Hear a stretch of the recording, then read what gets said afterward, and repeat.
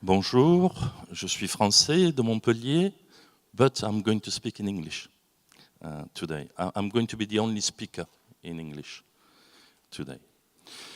So we're going to talk personalization because I believe GDPR will not exist if the quality of the advertising was better experience for the user. I was in Spain 2 weeks ago in San Sebastian with 500 data analysts and data scientists coming from all over the world. Japan, China, Australia. And those 500 people, data scientists and analysts, are all doing the same thing. We're talking about people who have PhD, who spent 8 years at university, who are statisticians, mathematicians, and what those guys have in common, and what we do all day, is cleaning. You know, you have a PhD and you clean. Yeah, you spend 8 years at university and you clean. And what do you clean? You clean first something to respect the user. Because if you want advertising to survive, you have to respect the user. So the first thing we deal with is taking out, if we don't have the consent of the user, to make sure that we only serve an ad to the user. We did an opt-in and we are compliant with the law. The second thing we clean is the impression and the data. And believe it or not, but we have 20 milliseconds per impression to make sure that we deliver the best quality ad available. First of all, after respecting the user, we are going to respect the budget of the brand. Because if those guys stop spending, there's no more business for us, right? So the respect and the ethic consist of making sure that you develop big data algorithm and you use artificial intelligence to remove the non-human traffic. So if you find a robot that is today in Singapore, an hour later in Hong Kong, an hour later in New York, this is not human traffic, right? You need to remove that. What you need to remove also is the fraud. So if you have a user that click 50 times per second on an ad, this is fraud, right? Remove that, clean. Then you remove non-viewable placement. If someone is scrolling like mad on his phone, the ad won't be seen, right? So you need to have algorithm and use artificial intelligence to clean again this impression. Take it out.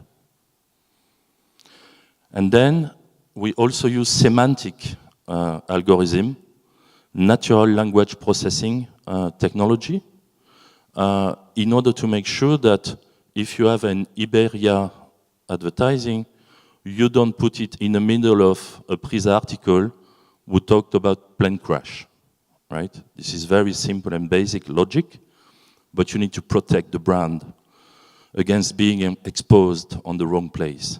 Yeah? So as you can see, there's a lot of cleaning.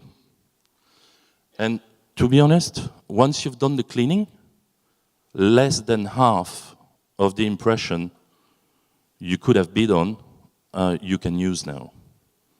Yeah? So it's the power of big data is now changing into something that we call smart data. This big data is too big, we have to be smart and we have to clean. So now you're ready to cook. So there's a lot of lady in the room. I saw that, you know, and as a matter of fact, you have to know that 72% of my data scientists who have a good salary, they live in Montpellier by the sea, they're very nice and very young people, they know how to clean, they also know how to cook. So you should consider marry a data scientist or data analyst. You're ready to cook? What are you going to cook now? Well, you need the audience ingredients. And the audience ingredients is data, audience data. And the first thing we do is we use the best data available in the different country where we work. Yeah. In the US, there's a lot of data. In Spain, a bit less. But you have companies like Zeotab, for example, in Spain, who have amazing demographic data, good quality. So you have to pick and choose the best data to be able to target the right audience. GDPR compliant, of course. There is about 150 data providers in the world. And they can give you a lot of data on many subjects, geolocation, purchase information. And there will be about 300 data providers in the next 3 years. So the market is going to double.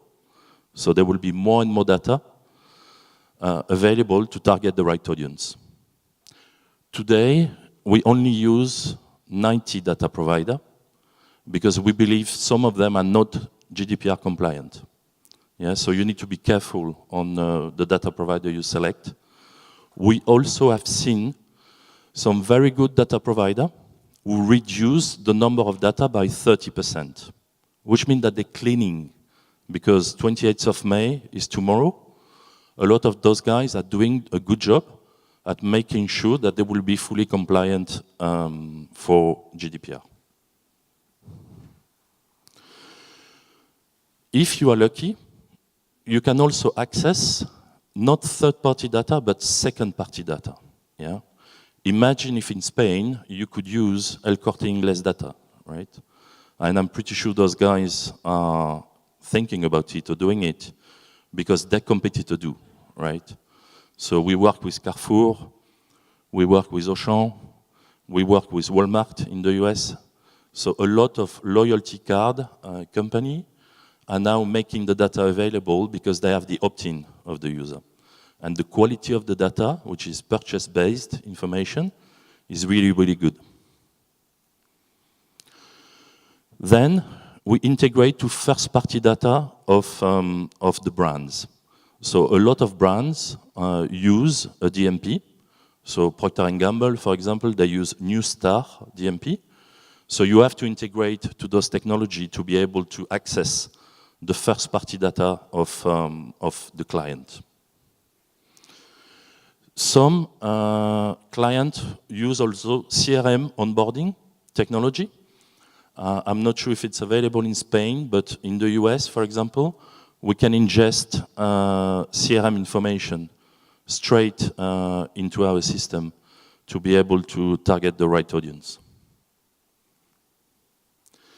And once you've done the cleaning, 50% of the impression, once you have added the best data to target the right audience, then you can unlock the creativity.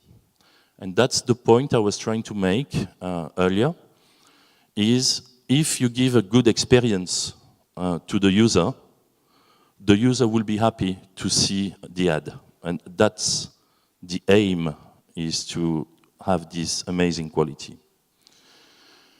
So some example of creativity and personalization, because what I'm talking about is using big data for personalization. So I'm going to show you an example of personalization, usage of all the algorithm we have, usage of making sure that we target the right audience. So it's a video, which is in fact 3 videos, and depending on the data we have on the user, the video will not be the same. So we personalize the ad based on who you are. So let me move to this demo. So there's 3 types of user. The guy that will love photography, the one who love movie, and the one that are techies. And it's the same brand, but they don't have the same ad, as you can see.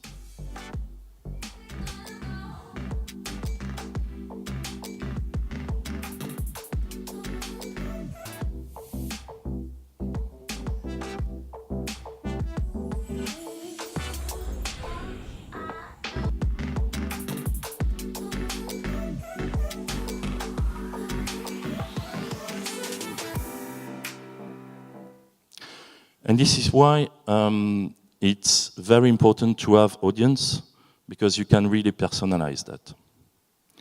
The last video I'm going to show you is about interacting with the ad. So we are already doing some chatbot interaction, which means that the user can chat with the chatbot within the ad and ask questions, and the chatbot answer question, which is using artificial intelligence in that case, you know, to personalize the ad, because you're talking to the ad, right? You're writing to the ad. What I'm going to show you now is talking to the ad using your device to have a conversation with the ad, which is the top personalization that you can do with an ad.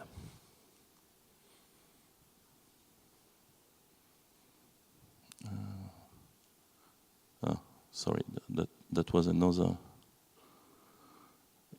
another ad.